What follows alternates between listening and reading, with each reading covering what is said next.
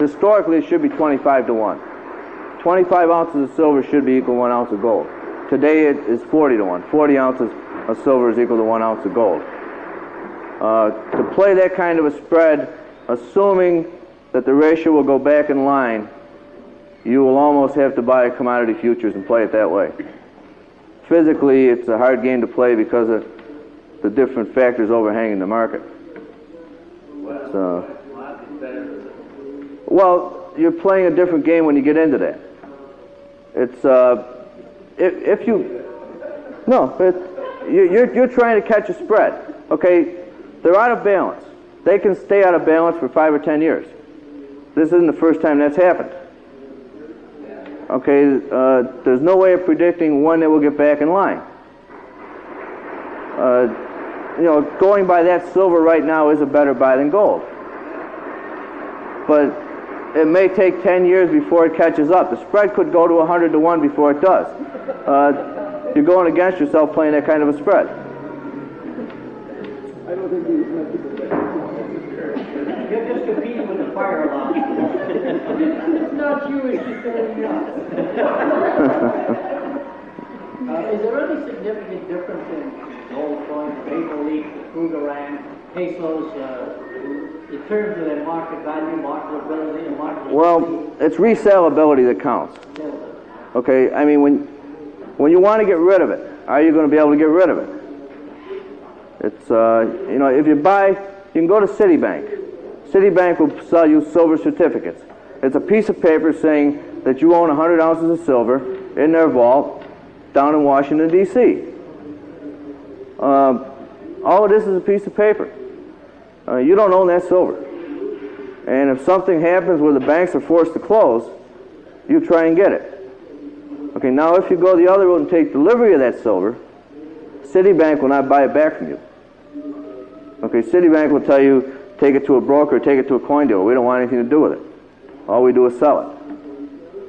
There's a lot of different things you can buy which are in the same line. There's a lot of different silver bars you can buy, gold bars you can buy, which you're not going to be able to sell back where you bought them.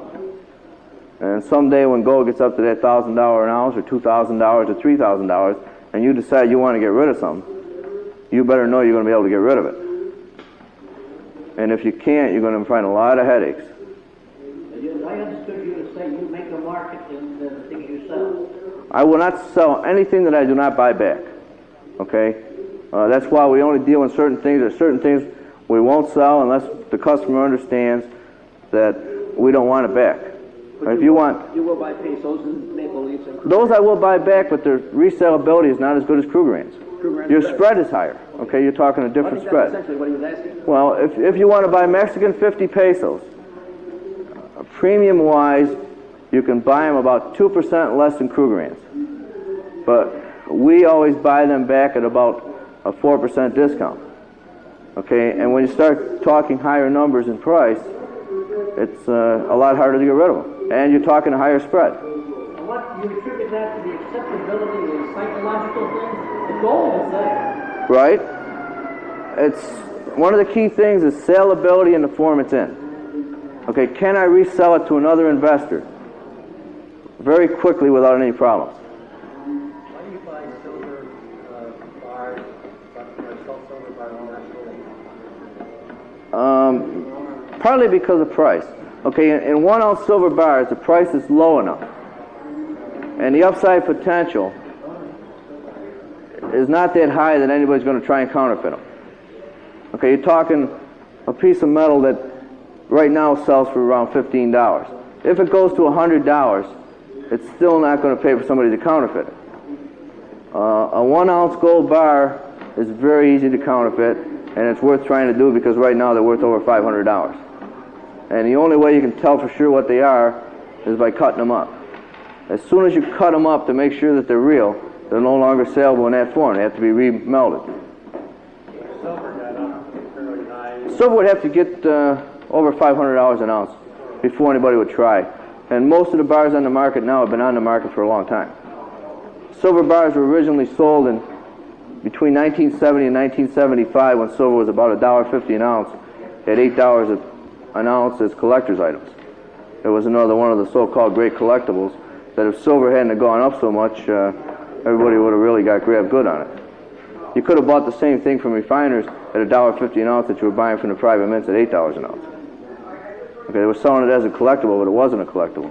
Now it just happens to be a convenient form of owning silver. When you get into 100-ounce bars, or anything over 1 ounce, we only deal with 3 manufacturers. One of them is Engelhart, the other is Handy Harman, and Johnson Matthey. Those are the 3 largest refineries in the world, and I stay mainly with Engelhart. Engelhart bars are all serial numbered, can always be tracked down when they were made, and it'll be hard for anybody to counterfeit them. You can buy off-brand bars cheaper, but the salability of them, when you want to get rid of them, is going to be very questionable, and again, you're going to have a problem with assay and re-refining, which amounts to a lot of money. A normal assay on silver, for an assay and a re-refining of a 100-ounce bar will run you almost 30%. So that's why you stick with name brands. So you would recommend silver bars over and above old U.S. coins, or are they about the same? Well, U.S. coins, there isn't any problem with counterfeiting of the silver coins. They're more liquid. But right now, the way the price structure is, we've been leaning more towards bars because of premiums. Okay, well, last week silver got down to about $11.15 an ounce. Silver coin bags were trading at $10,000 a bag. All right, that's a $1,000 face bag. Okay, they only melt at 71% of spot, 710 ounces a bag. So the premium was over $2,000 premium. Okay, at the same time, 1 ounce silver bars were selling at $13.50. Okay, which is a normal $2.50 an ounce premium. Silver today at $13.50 is up $2.50. All right, your 1 ounce silver bars are up $2.50. Your silver bags only went up $800 instead of $1,500, which would be the normal ratio. They were overpriced according to the spot market the way it was, so they weren't a good buy. Again, they were right though. They were right that the bags were high at a very high premium, so the market was underpriced at the price it was at. You're getting more for your money with bars than Right at this time. Now, there's other times you can buy them at a smaller premium. You know, when bags are at a $500 to $1,000 premium, they're a better buy than bars. But this is another one. The premiums fluctuate quite a bit day to day. Normally, bags are ahead of the market. And again, because it's strictly supply-demand, and there's a limited supply. They're not making silver coins anymore, so there's only so many out there. And gold coins, if you're buying U.S. gold coins, like St. Gaudens or something like that, what quality would you buy? Would you buy better coins? Well, right now, the way the price structure is, okay, in St. Gaudens, $20, I always tell people to buy uncirculated coins. And $5 and $10 liberties, I tell them to buy the lower grades because they're so close to bullion. Right now, they're at a very low premium, they're a better buy. And that, again, fluctuates time to time. There's certain coins that are more popular, of course. Well, a $1 gold piece. Okay, you're talking coins now, which is a lot different market. It's something that's hard to get people to comprehend. Okay, but a $1 gold piece, which is the smallest coin we ever made, has $30 worth of gold in it. Okay, they sell, even the lowest grade sells for over $200. A $3 gold piece, which only has $75 worth of gold in it, sells for over $1,000. Okay, it's strictly coin value. What the price of gold does doesn't mean a thing to those coins. When you're buying them, you're investing in coins. When you're buying low-grade $5 liberties and $10 liberties, their value is basically the price of gold that's in them, and a $5 gold piece is just under a quarter of an ounce, plus a numismatic premium which fluctuates anywhere from $25 to $50 over the gold that's in it. And they usually will not drop as fast as other things. Uncirculated St. Gaudens $20 gold pieces right now they're still selling for $750, which is the price they were at when gold was down to $450. Okay, they don't fluctuate that much. Their coin value is enough over their bullion value that they stay pretty constant. They just get that slow growth rate year to year. Would they be a good long-term investment? They're very good long-term investments because you've got two things going for you. You've got a coin with almost an ounce of gold in it that has over a $200 premium as a numismatic item. And you could have bought those in 1963 for $42 a piece. But when gold did get up to $850 last year, you could have bought uncirculated coins for $900. They didn't go up that much. They didn't really catch up with the price rise of gold. And again, that whole market wasn't a real market. So the cash market never traded at $850 gold, and it never traded at $50 silver. It was all one-way action. Everybody was selling. There were no buyers out there at those prices. And that's why everything was discounted greatly. You operate out of a store here in the city, right? Right. How do you keep track of the national market? Are you participating in that daily or Teletype. teletype? Right. Regular. We've got a teletype network that links most of the dealers in the country, which is, right now there's 600 dealers on it. So you know what We get 15-minute updates on spot, and if I need something quick in between the 15 minutes, I call Dave, and he gets it minute by minute. What gold market governs as far as your place is concerned? We're mainly governed by New York, but gold trades 24 hours a day. There's always a market open someplace 24 hours a day that you can trade gold in if you want to. Well, I have noticed differences, say, of $8 or $10 between the London price Well, and the Zurich price. all right, London opens up at about 5 a.m. our time. Okay, we get their morning fixes reported at around 7 a.m. when everybody here wakes up. Okay, that's their basic morning fix. They close at 12 o'clock our time. All right, in between, New York opens at 9:30. All right, usually when New York opens at 9:30, they will be trading very close to London. London closes at noon, and between noon and 3 o'clock, New York is still going. And today the difference is like $23 an ounce. Okay, after London closed, New York took a big upswing. And it's just a time differential. Now Hong Kong's trading tonight. We don't even know what Hong Kong's doing. Hong Kong could be up another $10. Okay, Hong Kong would be an indication to me tomorrow that if it's up, I'm going to raise my prices based on Hong Kong. How come Paris is always $25 or $30 higher on their spot? Handy Harmon? No, Paris. Paris has a government tax. Okay, and that is included in the price of the gold. And it's about $25 an ounce. And it's strictly a France government tax that's on the gold.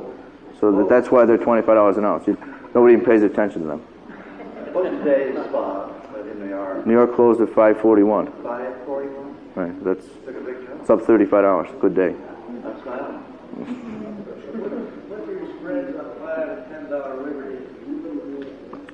That varies. Normally, we work about 10% on the lower grade ones. The uncirculated ones might run 15 to 20. Lower grade?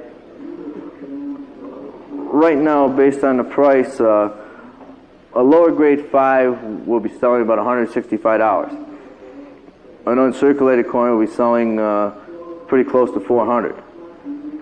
It's kind of hard to get a novice to understand the difference in price between two coins. If you show them two coins and you say this one is $165 and this one is $400, 9 out of 10 times you'll buy the $165 coin. That would be a $5 Liberty, right? $165.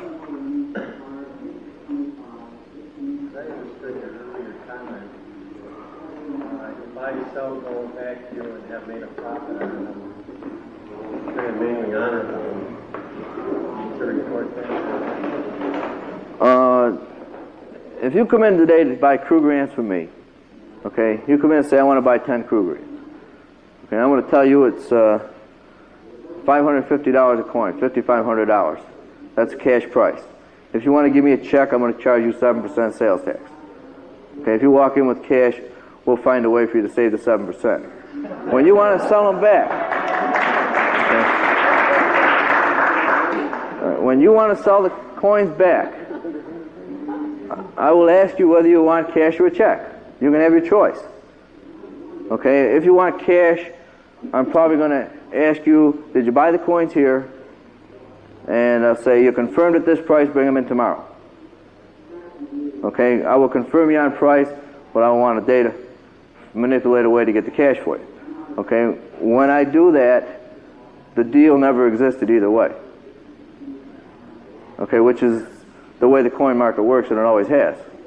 It's another reason a lot of people get into coins. But you can do it any way you want.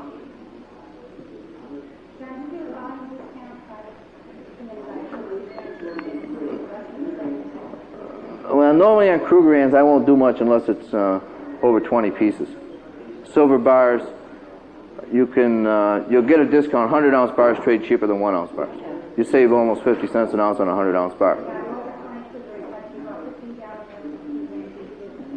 You can probably save close to $5 a coin. And again, we will work it a different way.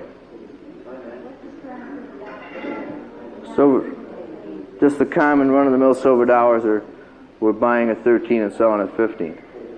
And again, they're not a real good buy at these prices. Well, again, they're way over bullion right now. The premium is high, which has kept people from buying them. Silver dollar's a little over 3/4 of an ounce. Okay, that's only $10 worth of silver in them, and you're paying $15.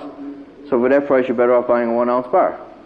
And again, they haven't moved in the last move of $2 up. Okay, they're good in a down market because they won't drop as much. But in a short-term market, they're not as good. It's something, again, if you're buying long-term, they're super, but if you're playing around with something short-term, they're not a good buy. If silver went to $20 an ounce and they were still selling for $15, then it would be a good buy. How is the quality of the coin, the numismatic quality determined? Is there unanimity on this? Will one dealer classify a coin the same as another dealer? If I buy it as good, is somebody else going to say not so good? That's one of the biggest problems in the coin market. That's why I don't like to put people into coins as coins unless they know what they're doing. If you want to buy rare coins and expensive coins whose value depends on their condition, you better learn what you're doing. Okay, you look at a lot of coins. You have to know when I show you a coin and say, this coin is $4,000 because of its condition, that it's that condition. Okay, there's other things you can get into which are strictly rarity that the condition doesn't play that big a factor. But most people go for quality, and when you're buying quality, you better get quality when you buy it. It's very hard to sell a novice a quality coin which is expensive. I try and shy away from that. People just starting out, I try and sell bullion. It's safe. You know, when they get going and learn a little bit, and when we can teach them a little bit about the difference, then we'll start sticking them in good coins, which will make them more money long term. But again, rare coins, you gotta figure at least a 5-year holding period, and they're not liquid. It's they're definitely not liquid. And you better know what you're buying. There's a lot of counterfeits of those around. But these are two coins, strictly numismatic coins. They happen to be gold coins. Okay, these are things for advanced investors.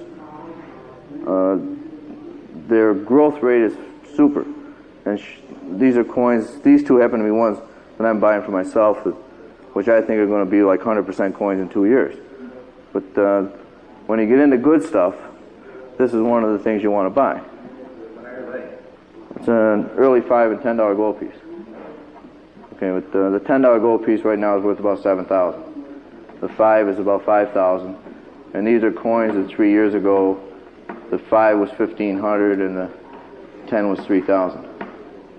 And in 2 years, I would guess they will double and probably better. They're good coins.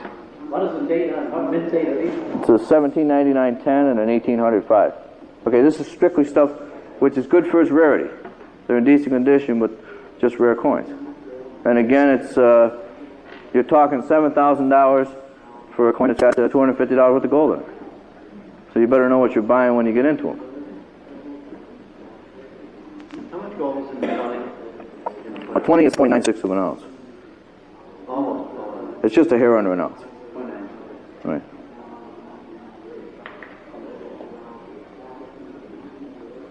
Anything else? The government medallions that they issued this year, the full 1 ounce of gold medallions. So far, they've been a dog. I know they couldn't sell them. They're having trouble selling them. Their best sales have been to the Republic National Bank in New York, who every day that gold goes up $20, will go down to the post office and buy a couple thousand ounces and sell a contract on the exchange against that, and then refine them and deliver them. But the big problem with those is number one, the government is selling them, and to buy the coin, you have to give the government your name and your address, and also wait 3 to 6 weeks for delivery. And someday all these smart people that buy those metals are going to get notes from the government wanting to know what they did with the coins that are now worth $2,000 because they owe a lot of money. Also, the government will not buy them back. So when you want to get rid of your metal, you got to bring it to me. And I didn't make any money when I sold it to you, so I'm going to make money on you now. And so far, we bought a lot of those off the street at like 10% off and can't get rid of them. We're sending them in to melt them down because nobody wants to buy them. They've been very bad news so far. They're still pushing. The National Numismatic Association pushing for them to make a gold coin, something like the Canadian commemoratives or something, which they still may do because they had such bad luck. And they make a legal tender $100 gold coin, which will be, you know, like the half-ounce metal. And if they do that, those will sell.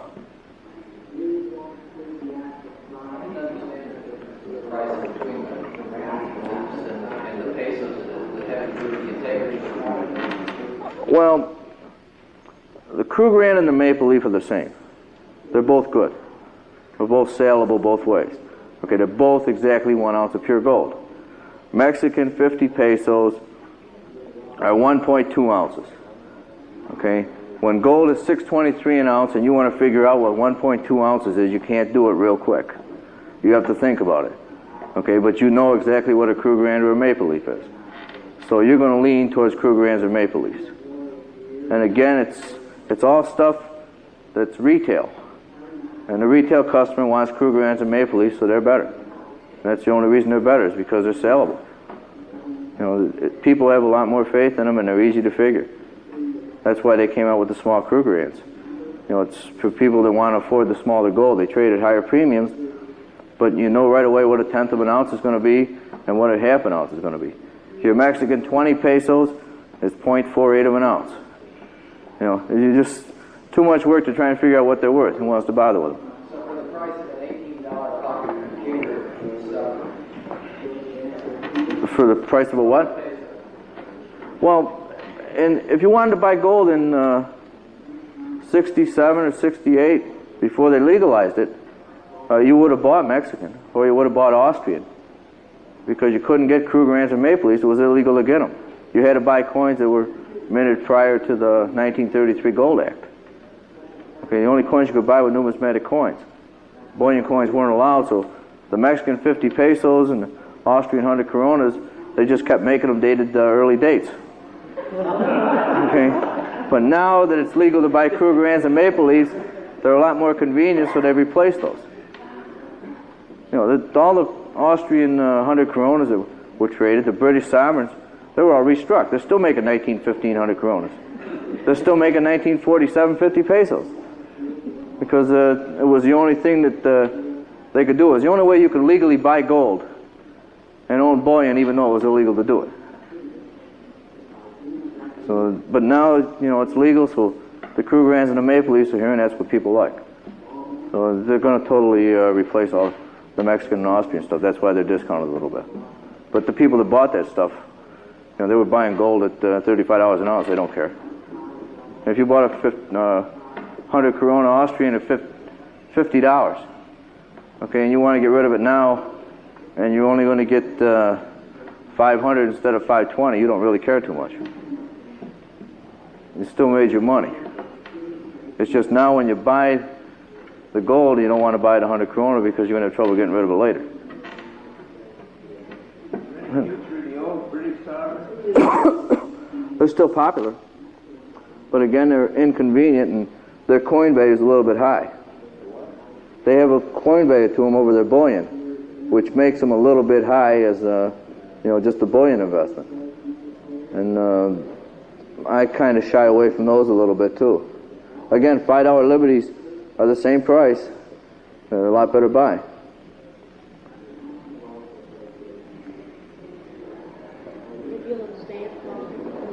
Right, well, I have a regular stamp man that does stamps. I don't really like them. Paper.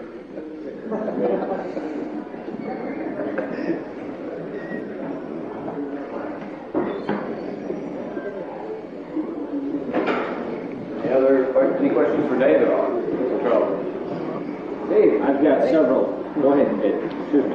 Make some little comment about the economic function of the futures market. As far as the hedging and that goes, it does have some real value, I believe. Do you think so? Well, it definitely has value. That's where it started. It started with more with the farming aspects, in corn and wheat or what have you. But let's stay on gold and silver.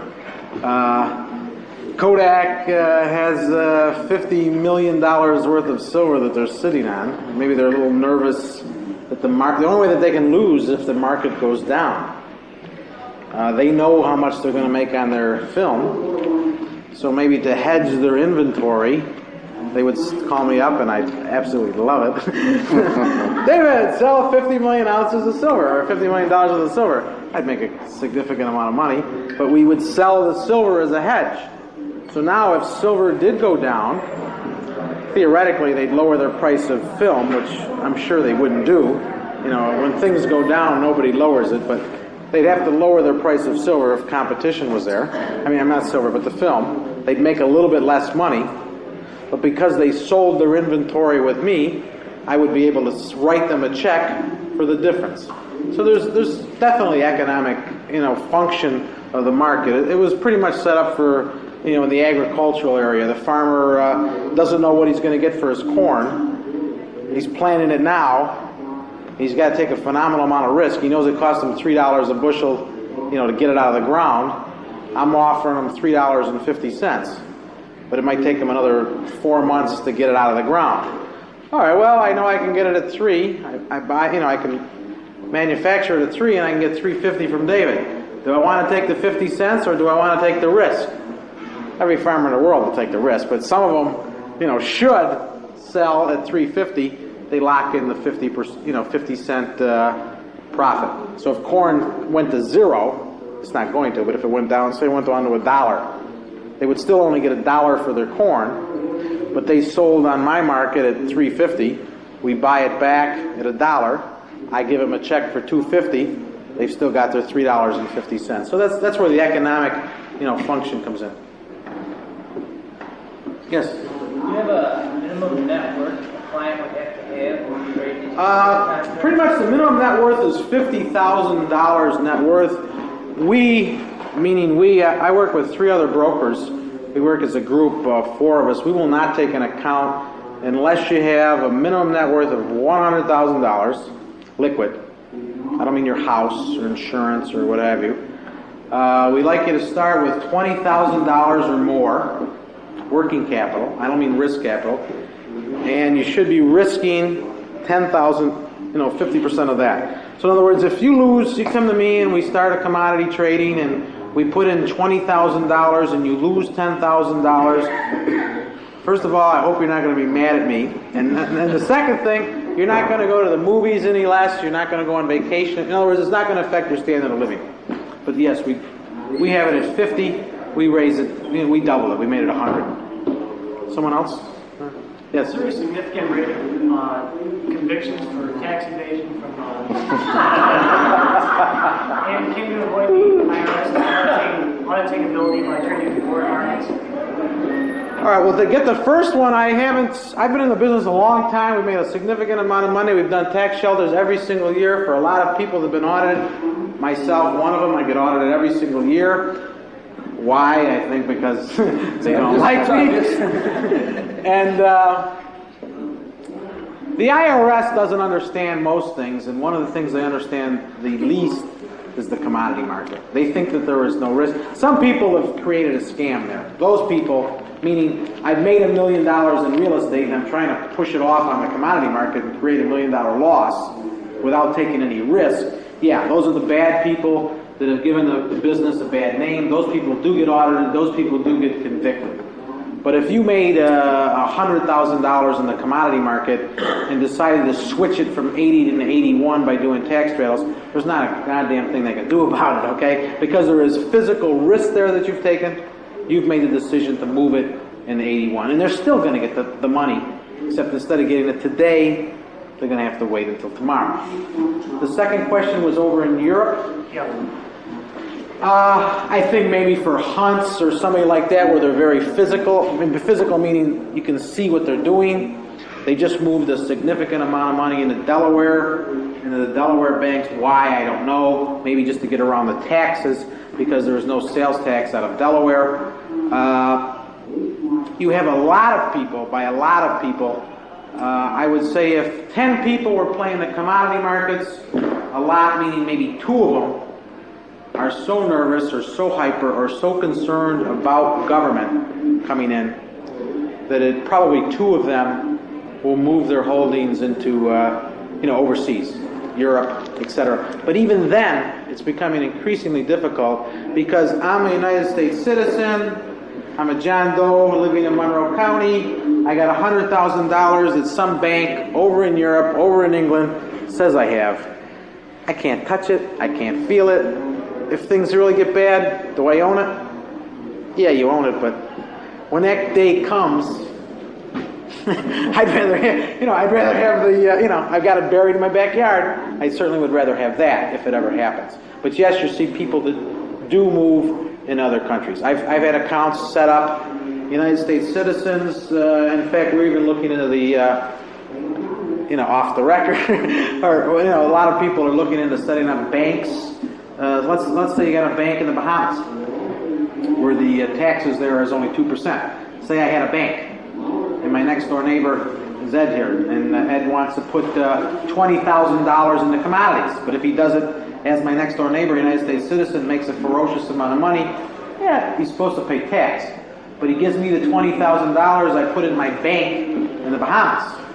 I turn right around, he's got a deposit there, and we open up an account for him. We do exactly the same thing we do anyway. But now we make a ferocious amount of money. He's got to pay the Bahamas a couple percent. So you're seeing that happen more frequently. But, like in anything else, you're also seeing the swindles occur. Because, first of all, how many people do you know that have a bank down in the Bahamas? Okay? That happens. So you're seeing money go that way, but you really have to watch what you're doing. So the IRS, what would you rather have? The IRS gets 60%, or some guy you don't know gets 100. Maybe you're better off. The money down in the Bahamas, somehow you got to get it back up here and try and do that sometime. Yeah, it's tough.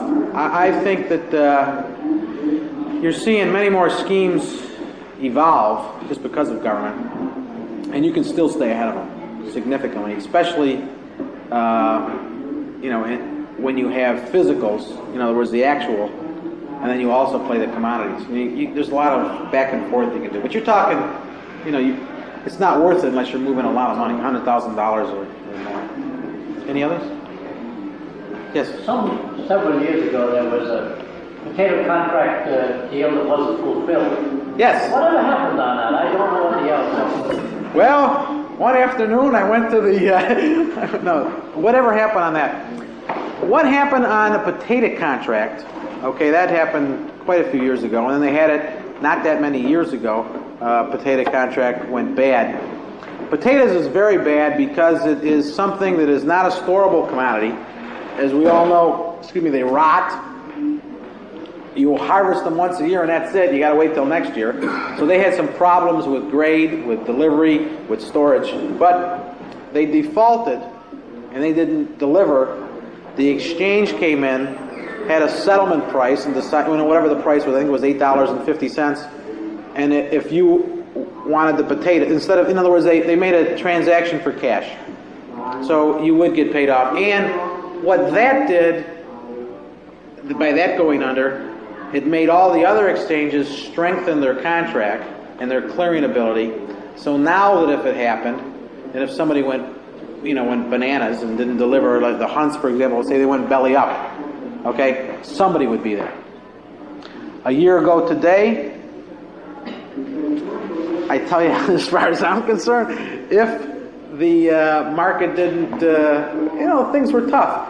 Back when that silver got down to about $10.80 to $11, I think that if it went down that day, that Friday, instead of going up, I don't think I'd be standing here right now, and maybe a lot of banks wouldn't be here. Another thing you didn't bring up, okay, in December of '79, okay, the Hunts got silver to $25 an ounce.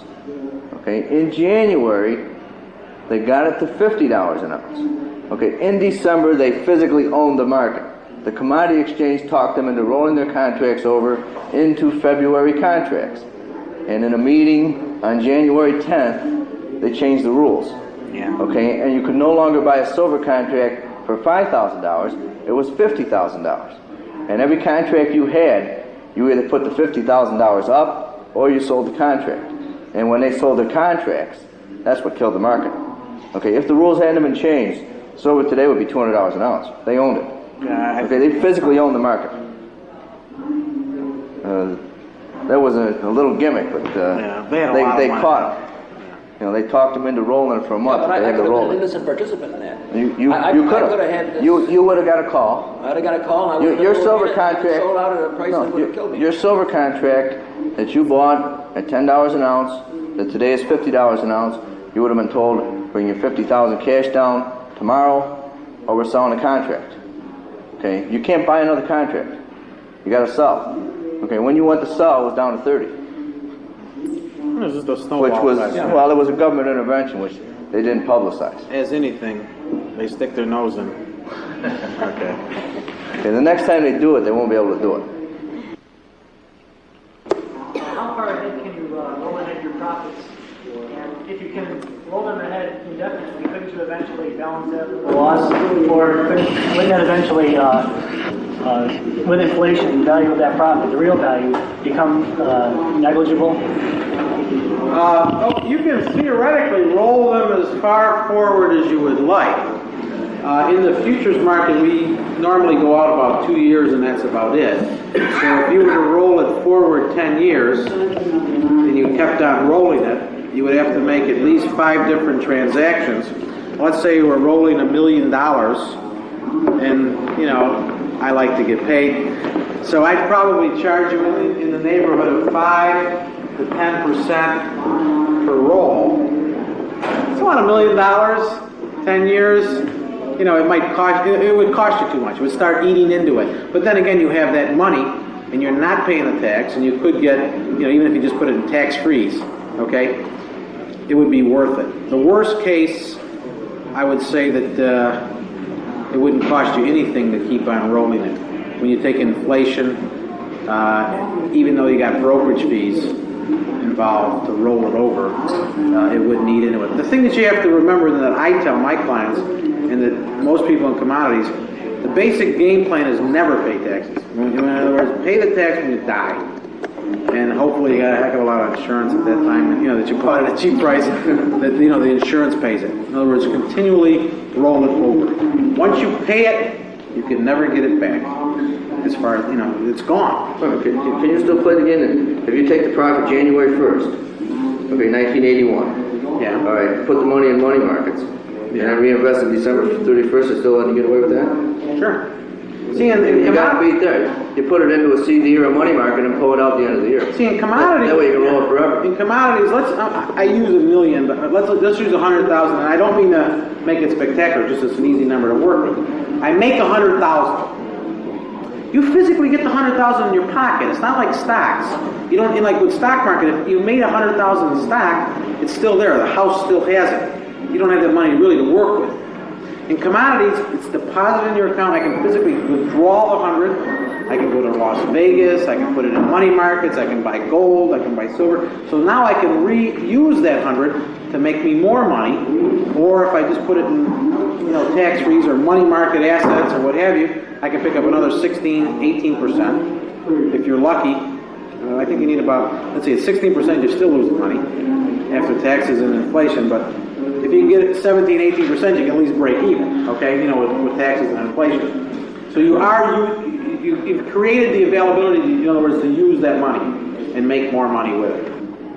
What we normally do is a lot of people, if they did make the money, we roll it over, we get in what we call triple net leases. In other words, in real estate. Triple net meaning that I've got the property and somebody else, leases it from me and they pay the taxes and the utilities and they pay everything. So I have no cost. I know exactly how much I'm making. Maybe it's 10, 12% a year. Plus I've got the value of the land going up. So then when I do pay the taxes, I've made so much more money on the real estate. So yeah, maybe I got to give the government 50 grand, but I made 60 grand, so I still netted out 10,000. That's a little complicated. Go ahead. I'd like to hear some predictions on what regards what's the bottom for the next, say, 2 or 3 years, and the top. Want me to go first? I don't care what the bottom is. There is no bottom. All right, I'll stick my neck out and make some. Well, what I normally do, meaning about 98% of the time, I go pretty much by the computer. I will go long, I will go short, I will spread them, I'll buy silver, I'll sell gold, I'll buy platinum, sell gold, I'll do the opposite, I'll do whatever. Okay? But I guess if I have to make a prediction, I pretty much follow price of oil versus an ounce of gold. We've got a heck of a glut right now, but I still don't think we're going to go significant. I'd say that in dollars that we know dollars, which they may not be here, there may be a lot different dollars next year. In the dollars that we know, I kind of think that 400 to 450 is the bottom. I think we've already made a bottom, at least a temporary bottom, at least in my opinion for the next quite a while, the rest of the year. I think we've seen the low. If not, we may test it and maybe go not a lot lower. Remembering that, see, open interest has gone down. Open interest meaning the amount of participants has gone significantly lower. There's not as many short sellers because the market has come down so low. People have, not everybody, but even my mother who's never been in gold or silver, knows that silver has been at 50, knows that gold has been at 875. So if we ever get it going again to the upside, the momentum, the ball, this $1,000 gold is not that hard if we get it going. Just because everybody will try to jump on. And everybody likes to buy when things are going up. Nobody likes to buy when they're low. If gold all of a sudden started going, like today, we're up to $30. If we go up 50 on Monday and 60 on the next day, I'd be knocking the door down. I'll have them waiting in taxi cabs outside, trying to get into the place to buy. When silver was at $50, just about to crash, we got 14 telephone lines. They're ringing out crazy. But my prediction would be that I think on this particular move, we could run in the neighborhood, because based on technical analysis, I think we'll run about 650 on this move, which is a lot higher than other people have said. And I think silver on this move will take us to about 20. And then we'll have a pullback, and then my own opinion, and strictly my own, I do think that within the year, because of the situations overseas and where have you, that we're going to take a shot at the highs. I'm the optimist. I guess I'm the optimist. What do you think? Well, I said if you're going to buy, you buy. If you're going to sell, you sell. Forget about lows and highs.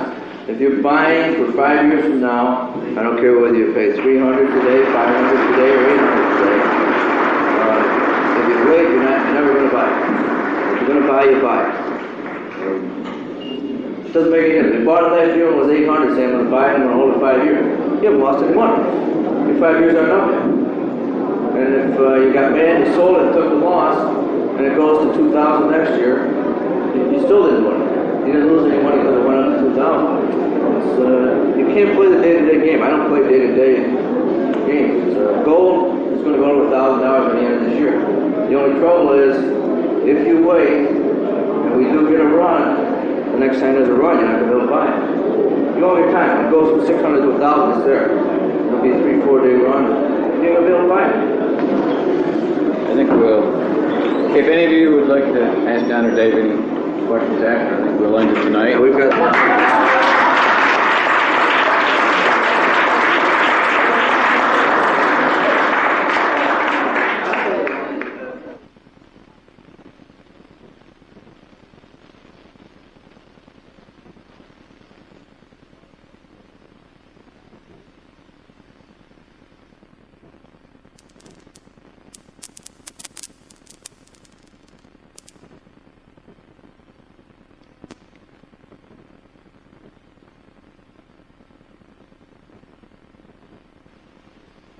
Our speakers tonight are Dave Saltrelli, who's a commodity investment banker from Bache, Halsey, Stewart & Shields, and he'll be addressing us on the topic of future trading in precious metals. And our second speaker will be John Bauer, who is the owner of Tower Coin and Stamp Exchange, and he'll be talking about investing in hard money. Now, our topic tonight basically is gold, but our real topic, I think, is economic self-defense. You know, we as libertarians spend a lot of time promoting the ideas of the free market and our personal freedoms. However, while we're talking, we're sort of also being robbed through the bureaucrats in Washington, both through our tax system and through the indirect tax of inflation. So I hope that tonight's presentation will help you to defend your personal wealth in some way while you pursue the principles of liberty. Now, I've guaranteed the speakers tonight that none of us are employees of the Internal Revenue Service. None of us are employees of the New York State Department of Taxation, so that they should feel free to exercise their constitutional right of freedom of speech. But you won't guarantee what's in the other room. Right, I won't guarantee what's in the other room. Yeah. Okay, Dave, you'd like to...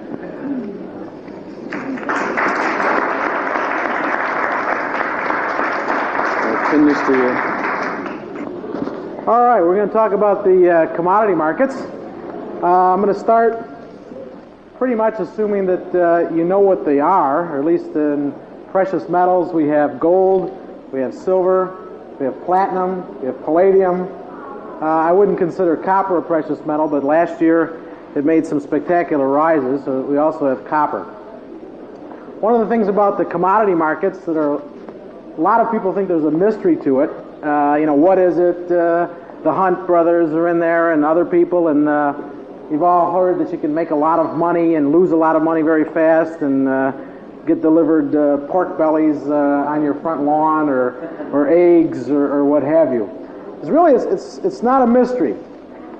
If you think something, and this is in the commodity markets, if you think something is going to go up higher, you just buy it. Hopefully you're right. The bad thing, if you were wrong in the commodity markets, one of the biggest things in the market, you are only putting up approximately 5 cents to control a dollar, the high leverage. It's usually about 20 to 1 in most cases. So let's say you put up $5,000. In many cases you can control $100,000 worth of silver, for example. If you're right, it's fantastic. If you're wrong, you either better get out in a hurry, or you're going to have to come up with more money. One of the things to get away from the mystery that there is always a winner, there is always a loser. If you're in the commodity markets and you buy silver, you think it's going higher. Let's say silver is at $13 an ounce. You buy it. You put up your $5,000 deposit. And let's just, to keep things easy, you buy $100,000 worth of silver at $13 an ounce. Somebody, someplace else, thinks exactly the opposite.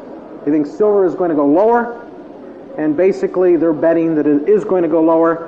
They put up $5,000 and make the opposite transaction. They sell it short. In other words, I promise to give you silver 5 months from now at $13 an ounce. What I'm hoping that will happen if I sell it short, it goes down to $12.50, it goes down to 12, or hopefully the optimist thinks it'll go down to 0, and I'll buy it back at 0, and I'll make $13 an ounce. But that's where the person comes in on the short side. On the long side, if I buy silver at $13 an ounce, I hope it goes to like last year. We had a significant amount of people. We bought silver, be it luck, be it the computer, be it being at the right place at the right time. We bought silver at $10 an ounce. And I think if you looked in the paper, and you certainly saw it on television, silver went from 10 to 20 and then 30 and then $50 an ounce, far greater than what we ever thought. Quite a bit of money was made. For example, if you put up, at that time, instead of $5,000, it was $2,000. You can control 5,000 ounces of silver. So for $2,000, you were controlling 5,000 ounces. At that time, $50,000. It went all the way to $50 an ounce. I mean, if you were smart enough to sell it on exactly the right day, which, very few people did, if any, you could have made as much as $200,000. So that's the excitement behind it.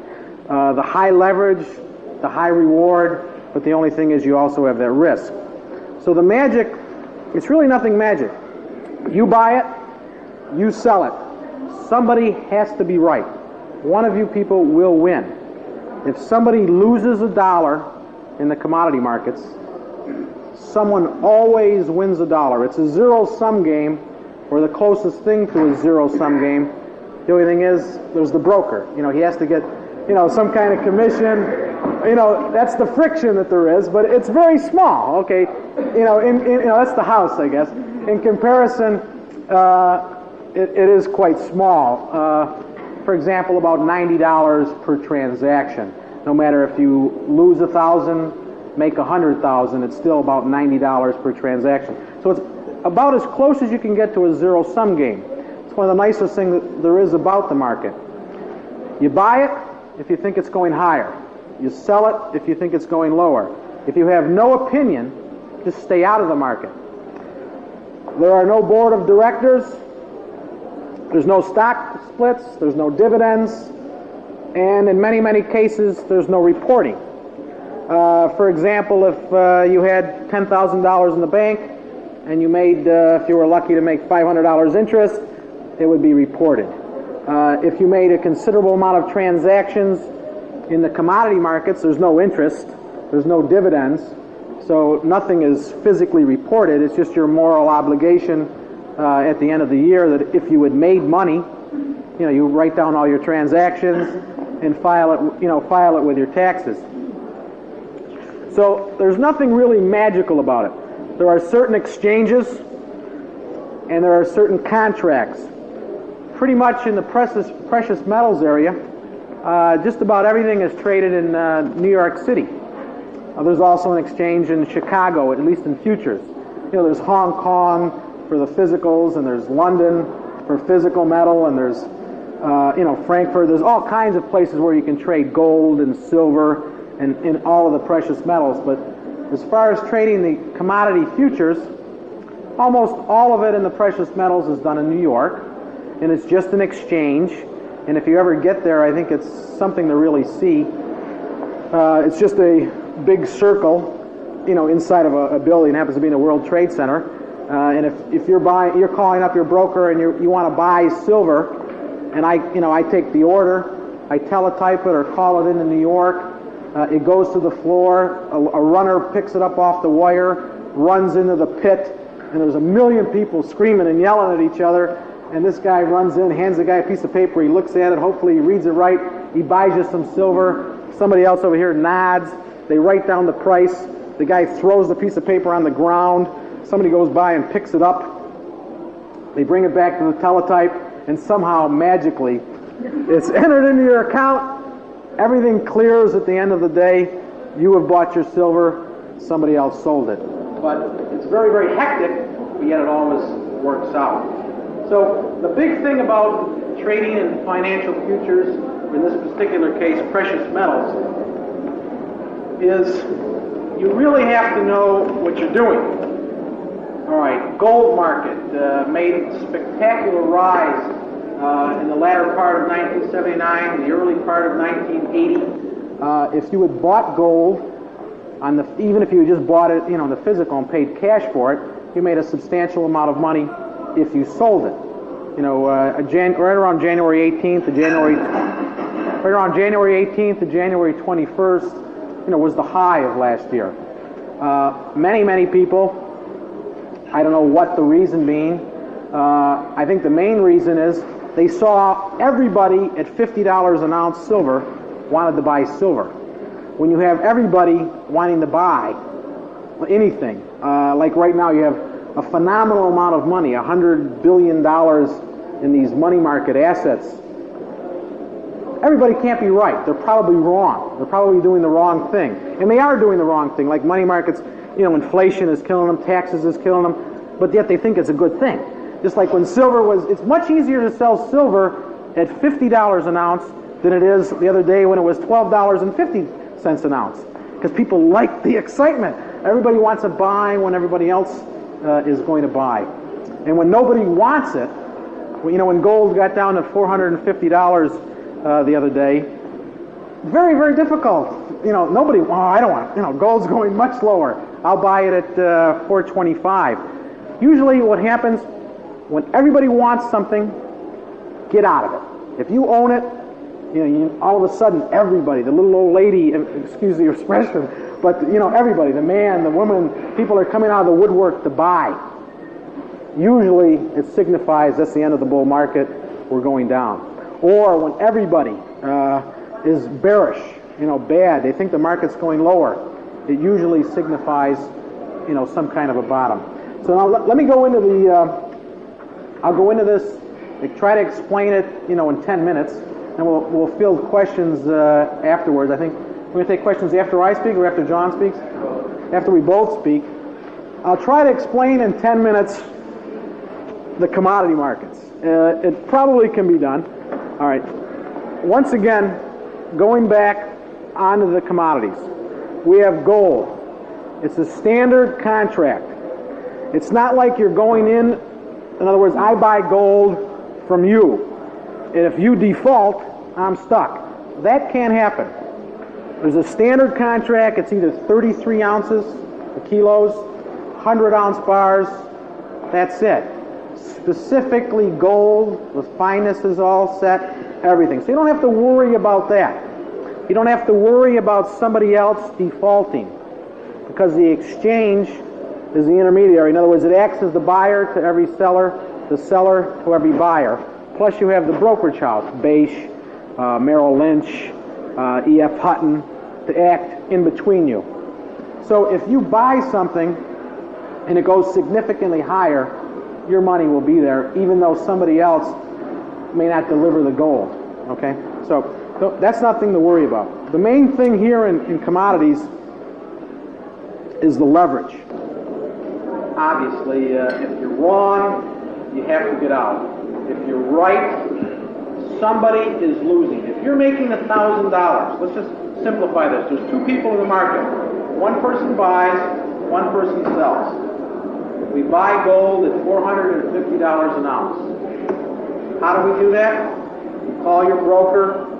I think gold is going higher. Either you've made the decision yourself, you've listened to James Sinclair, Dines, or one of the other gold bugs that says, yes, we think gold is going higher, you make a decision.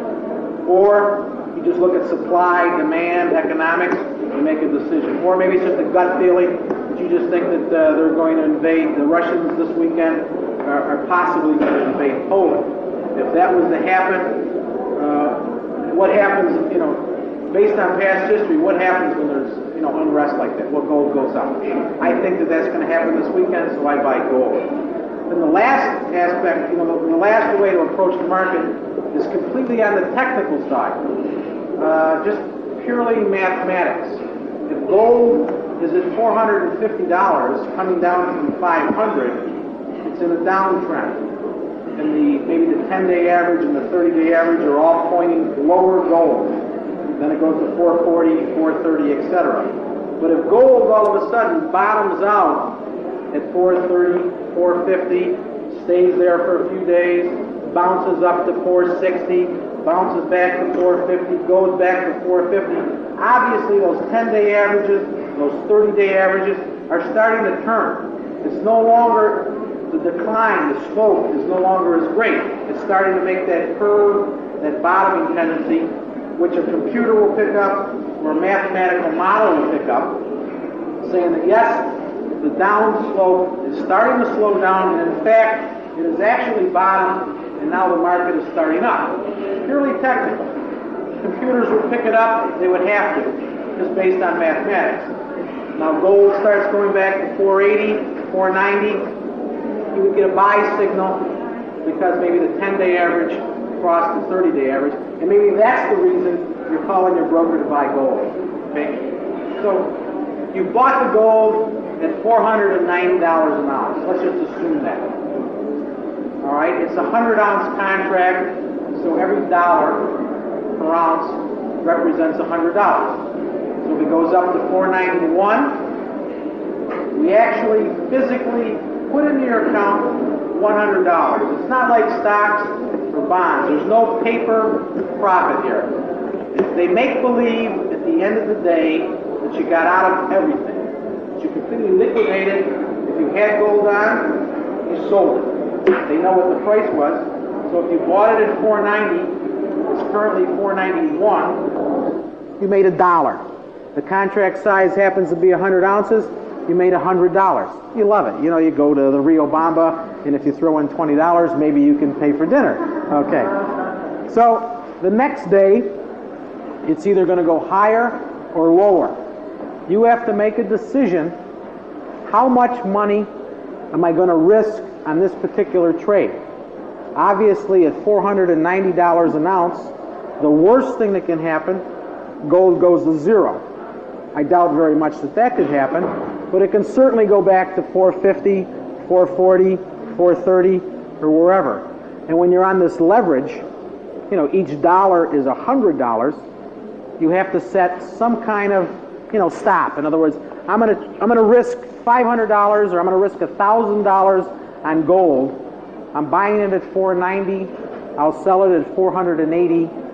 I hope that I am right for X number of supply demand, or the technical reasons, or the computer said so, or you saw a dream last night, or whatever it was.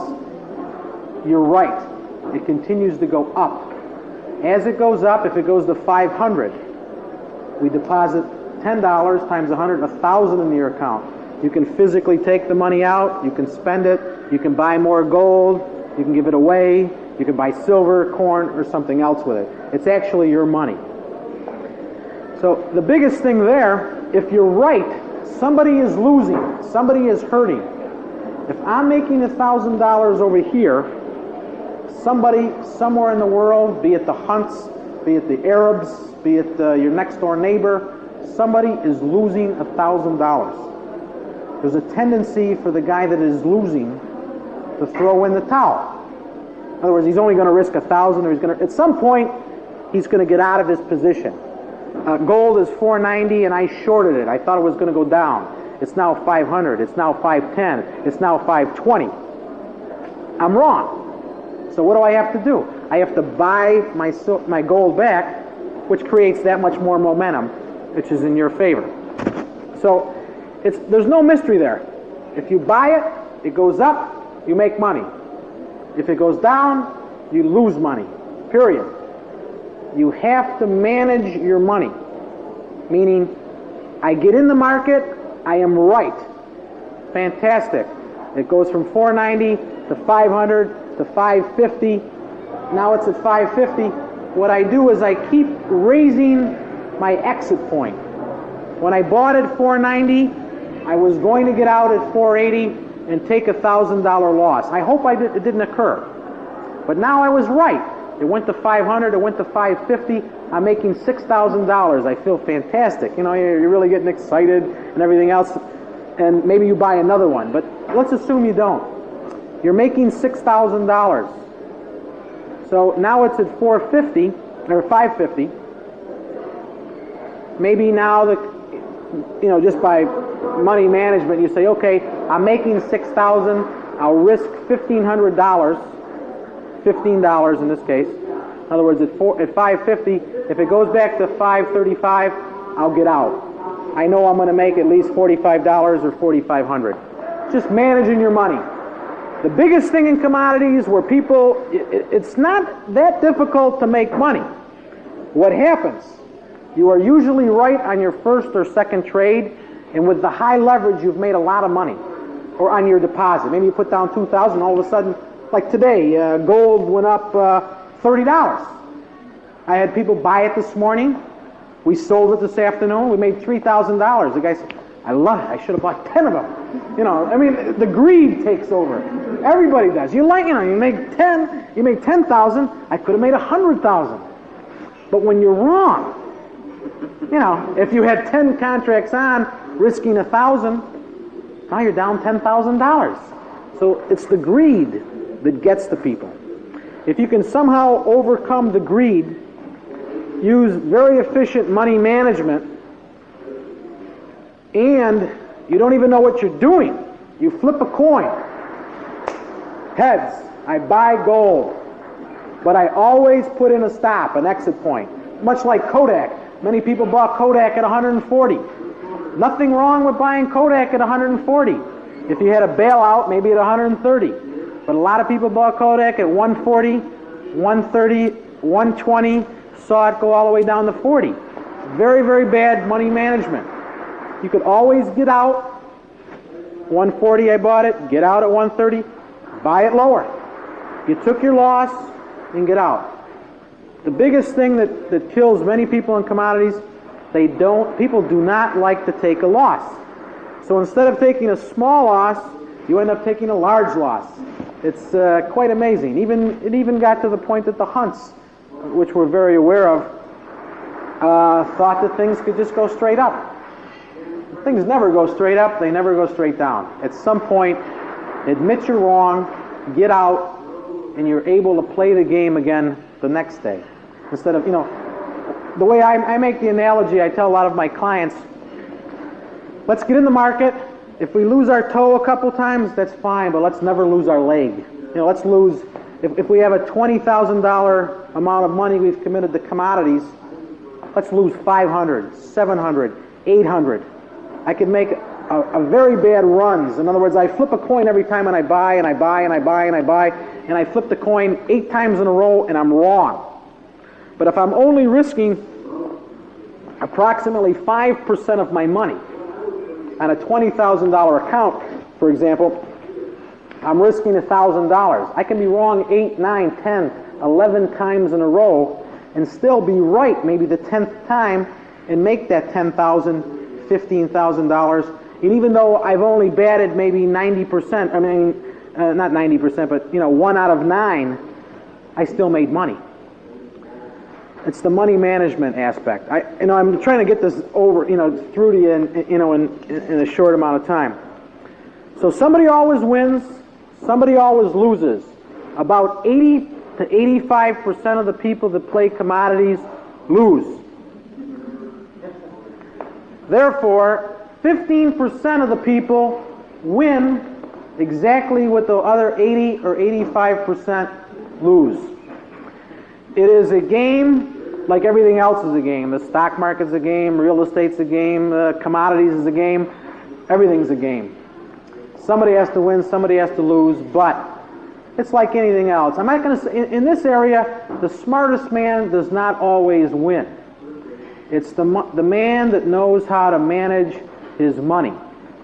Because here, with that high leverage aspect, you're wrong, you get out. You're wrong, you get out. You're wrong, you get out. Just pure luck.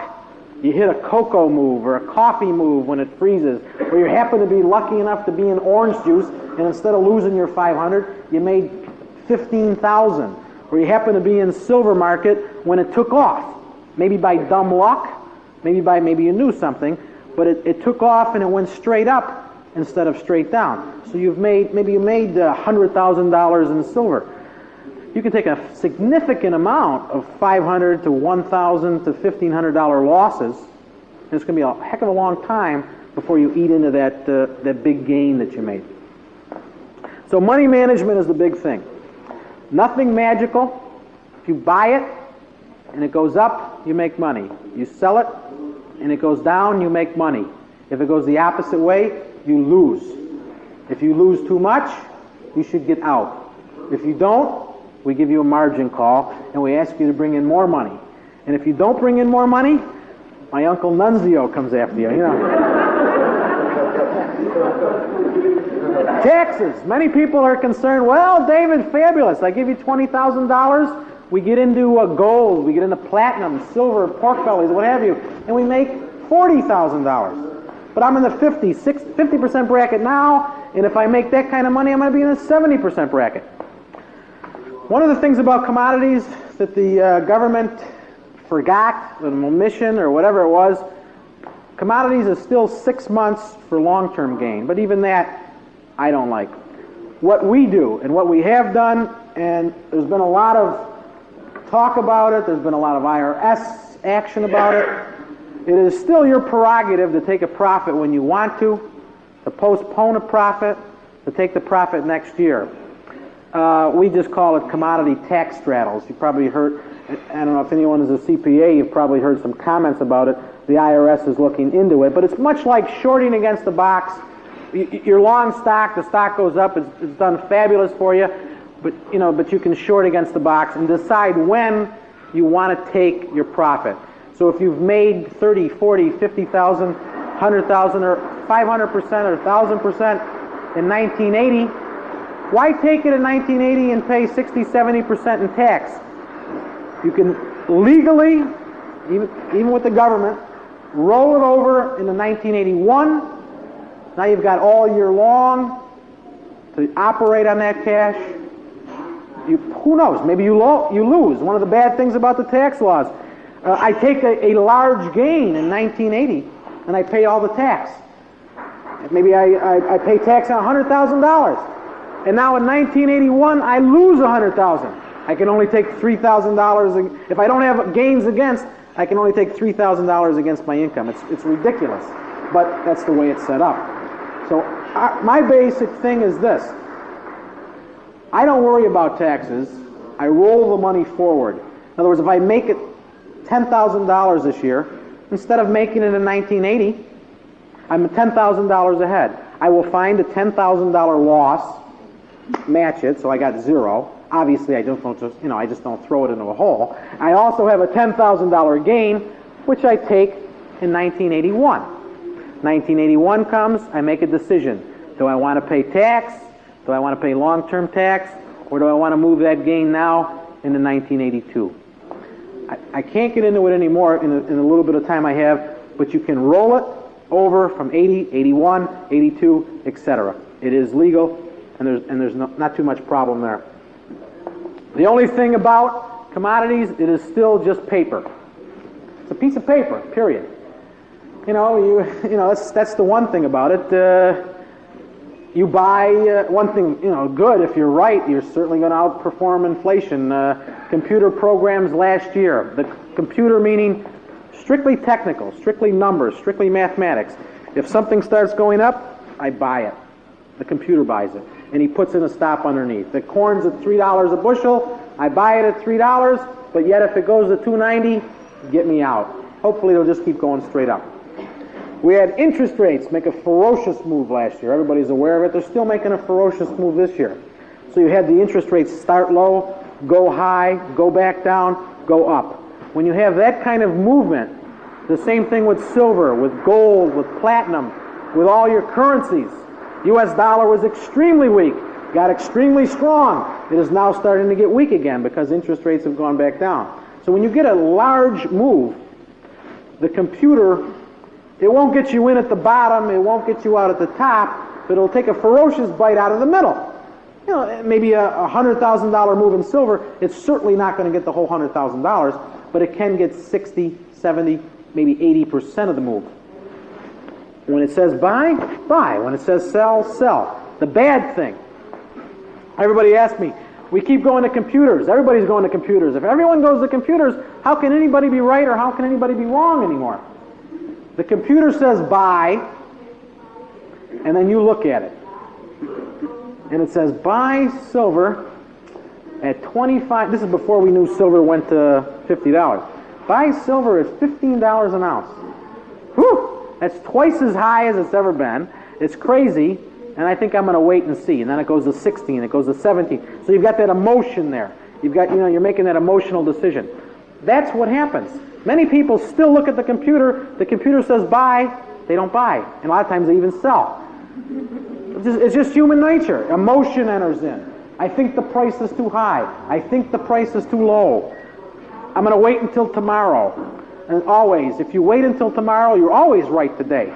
If you did it today, you were always wrong. It's usually what happens. You know, everybody asks, well, you know, how can it be? Everybody's like that. It just seems to be that way. The accounting. You go in and you put your money in and you are lucky enough to make money. You got your 20 now and maybe it's gone to 40. There's no accounting physically done to this mystical place in the IRS someplace, because there's no dividend, there's no interest, there's nothing that we send in. It's just your moral obligation that if you did make the money, to list it and pay it. That's all. Many people don't, but obviously if you get audited and they call, the books in, they're going to look. As far as inflation, face it, commodity prices have far outpaced inflation, especially with the leverage. But with the leverage, I can basically tell everybody here that if you buy any of the meats right now, or probably I would say that I almost guarantee it. I mean, I say almost, which is a pretty big hedge. You buy just about anything in the last 4 years, 10 years, or even today, it's probably going to be a heck of a lot higher if we were standing here 2 or 3 years from now. But in the meantime, you've lost your shirt. That's the trouble. You've got that leverage. Silver right now at $13.50, more than likely it's going to be significantly higher 5, 10 years from now. But if you buy silver at $13.50 and you're on high leverage and it goes down to $9.50 in between, face it, you're out $20,000 a contract. And maybe when you're out the $20,000, you decide to throw in the towel at exactly the wrong moment, and the silver goes back up. You got out, you took a $20,000 loss, the market went back up. One of the things that you can do, and John will get into it in a minute, actually physically buy it, pay for it, possibly bury it in your backyard, put it wherever you want to put it. You own it. You're never going to have a margin call. You're never going to have to worry about it. You know it's paid for. My business, I absolutely love it. It's fantastic. It's extremely exciting. I've made a lot of money for a lot of people. I really haven't lost a lot of money for a lot of people. We've lost some money. I'd be a liar if I said we never lost. I've lost fortunes for some, but I had no control. Many people come in, and I've had the guy come in with $30,000, and he's constantly risking 25 to 30%. And he's right, and he's right, and he's right. And we have $1 million in our account. Oh, believe me, it happens. Like last year, I had little old ladies. I had, excuse the expression, I had little old men.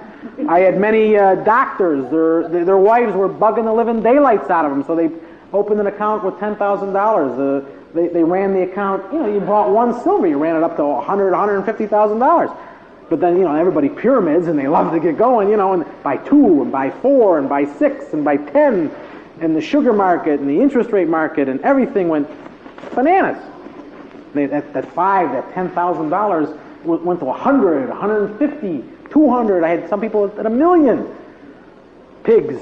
They're all pigs. Nobody, if you always bet 30% of your money on something, or risk 30% of your money on something, I don't care if you're Reggie Jackson, the New York Yankees. Utah last night, I had Utah in the NCAA, their favorite team. They're always going to lose 3 or 4 in a row. I don't care how good you are. Babe Ruth could strike out 4 times in a row. So if you're risking 25% of your money each time, you have to go bankrupt. Bad money management. So let me just leave in one thing. Nothing magical. A lot of money can be made. You have to have sound money management. You do not have to know how to play. And I say play, and everybody says, well, it's gambling and everything else. Everything is a gamble. I've said that before. Stocks, bonds, anything is a gamble. You don't know if it's going up or down. My basic thing that we follow I have some stuff that I purposely didn't bring any material. If you are interested, I've got cards that you can fill out. We will send you stuff. I do not put you on a mailing list, so you don't get stuff for the rest of your life. And you just check on there what you want, and if you don't want anything, you don't take anything. But it is something, commodities is not for everyone, no question. It's a very high leverage game. But if you have the amount of money to risk, and I mean $20,000, $30,000, I don't mean you're risking that much. If you put in $30,000 and you look at precious metals and what have you, if you can afford to risk 50% of the money you put in, and you will go on a program and you're not, real hard-headed and you got to do it yourself, and you will listen when just pure math says get in or get out, you got an excellent chance of making a significant amount of money. And I'll leave it at that. We have track records on how the computers have done quickly, anywhere from 200 to 1,700% last year. Why? We had big movement. If we have large movement this year, up or down, because they short as well as go long, you will make a lot of money. How they lose, nothing happens. Gold goes from 450 to 470, you buy it. It goes back down to 450, you sell it. It goes back up to 470, you buy it. It goes back down to 450, you sell it. I make a lot of money, you lost all your money. That happens sometimes, okay? All right. So, I think I'm going to leave it at that. We'll answer questions later after John gets done. Okay.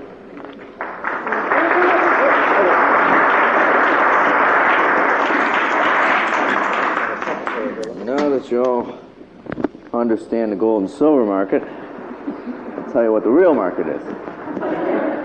Okay. Dave deals day-to-day market, short-term. I deal strictly long-term. If you come in to me and you want to buy gold and say, I want to hold it for a month and double my money, I say, go see Dave. If you come into me and say you want something that's an investment that you're going to hold on to for a few years, that you're going to make money with, and you're also going to hedge yourself against any devaluation of the dollar, bank failures, and inflation, I will sell you gold and silver. Okay? There's only two ways to buy gold and silver that are safe. Okay? In gold, the cheapest way, round trip, buying and selling, are South African gold coins, which are strictly good for the gold value. You can pass these around. Right? It's a Krugerrand. Keep your eye on them. Okay? Silver, the most liquid form is 1 ounce silver bars. Lowest premium you can buy. And that's in a buy and sell spread. Okay, this is all stuff which is true markets. Okay, you walk into me, you plop down cash, you walk out with your gold or silver. That's all there is to it, period. You walk into me, bring them back in, you sell them for cash. Okay, you're laying down cash for merchandise and you're walking out with that merchandise. There's no leverage involved. It's strictly cash for merchandise. No record. Technically, no. Okay, I do not keep records. I receipt. Okay, I give everybody a receipt. We do not sell anything that we don't buy back. Okay, that's why there's a lot of things we don't deal in. We don't deal in gold bars and gold bricks. Okay, because we will not buy them back. Okay, we will buy back Krugerrands. We will buy back U.S. gold coins, Canadian maple leafs. Okay, we know what we're selling. We will buy back these little 1 ounce silver bars. Okay, we also deal in 100 ounce bars, which I usually carry around with me, but I ran out of them today. Throw those around so you can see what these look like. Okay, these are all things which are strictly bullion. Okay, their only value is the precious metal that's in them. And the normal spreads right now, if you wanted to buy a Krugerrand, we take the spot price of gold, we sell them at $35 over spot. We buy them at $15 over spot. These spreads change constantly. You know, some days we're buying at 20 over and selling at 40 over. Some days we're buying at 10 over, selling at 25 over. Okay, the spread is not constant. It's all based on the spot price of gold, and strictly on how many are coming in and how many are going out. Supply and demand. Your silver bars run the same way. Also deal in silver coins, which are mostly the obsolete U.S. dimes, quarters, and halves, and their value is based on their silver content plus a premium. And the premium on bags fluctuates quite a bit. But, again, it's strictly physical, and for the past 5 years, the silver bag market has been the best indication of what the real market is. Okay, everybody knows last year silver was $50 an ounce. According to the silver bag market, silver was only $30 an ounce. You could buy silver coin bags at about 25% under the melt rate. When silver crashed from $50 an ounce down to $10 an ounce, silver coin bags traded at a high premium. They said silver should be between 15 and 20 an ounce, and within 2 months it was again. Okay, they have been the true indicator of the market because they are strictly cash, they're not paper. So, strictly cash on delivery. And, so far they've been the only thing that's been right in the market.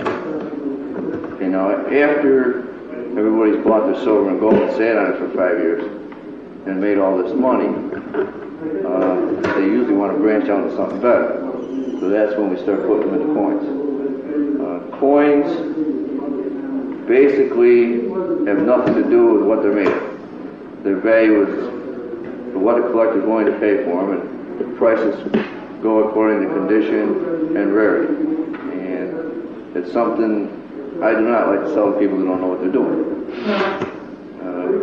We try and teach them a little bit first, and then trying to get them to switch a little bit of the bullion holdings into coins. And as a rule, coins do much better than anything else. Their long-term history is very good. Now, when you see the little Krugerrand set, okay, that Krugerrand set contains about the same amount of gold as the U.S. gold type set. Okay, this is priced almost exactly double what the Krugerrands are. And that is the difference in coins and bullion. These coins here, the value is strictly their coin value. They just happen to be gold. But the value is in their collectability and their condition. And you can pass that around and look at it, but it's a completely different field, and it's something else people might want to branch out into.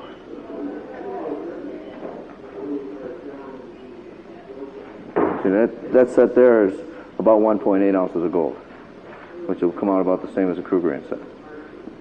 It's a hair less, but it sells for twice as much.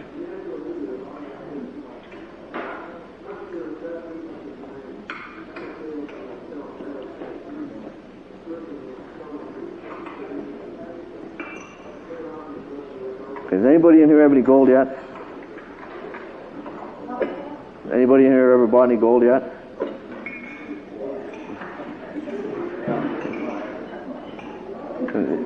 Why did you buy gold? Why? Well, what was the reason to buy gold, not something else? Why didn't you buy Kodak stock?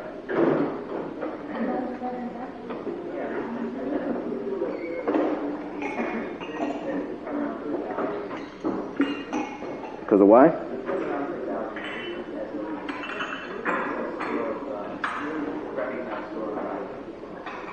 Okay. One of the main reasons you want to buy gold and you want to buy silver is it does not make any difference what the price does, whether it goes up or down. Okay. If we have something which has a constant value, which is always exchangeable for merchandise, and you can go back to any time you want and take any 20-year period, and over the course of 20 years, an ounce of gold has always bought more merchandise than it did 20 years before. Okay? If you wanted to buy 1,000 loaves of bread, an ounce of gold will buy you 1,000 loaves of bread. 20 years ago, it would have only bought you 900 loaves of bread. If you go back to 1968, we were officially pegged at $35 an ounce for an ounce of gold. Okay, which in terms of a new car would cost you approximately 5 ounces or 50 ounces at $35 an ounce. Okay, cars are about $1,700. Today, with 50 ounces of gold, you could buy a new Lincoln, a new suit, go out to dinner, and still have a lot of gold left over. Okay, your purchasing power in terms of real money has increased quite a bit. And you can go back as far as you want any time frame and take a 20-year history of gold and silver, and it will always buy you more than it did 20 years ago. And that's the only reason you really want to look at gold. As an investment, it's still the safest thing there is. Speak up. I can't hear back here with all this clatter. Try. Is there any special question you're looking for? Well, this is that 5 minutes. What about when silver-gold ratio is 39 and buying silver and then when it drops back to 28, buying gold? Can you make any money that way after New York State taxes and spreads and everything? If you want to play that type of a ratio, you're better off playing a contract. You can buy a regular spread. If you want to play that ratio, okay, the ratio time to time fluctuates. Historically, it should be 25 to 1. This program is concluded on side 2 of this cassette.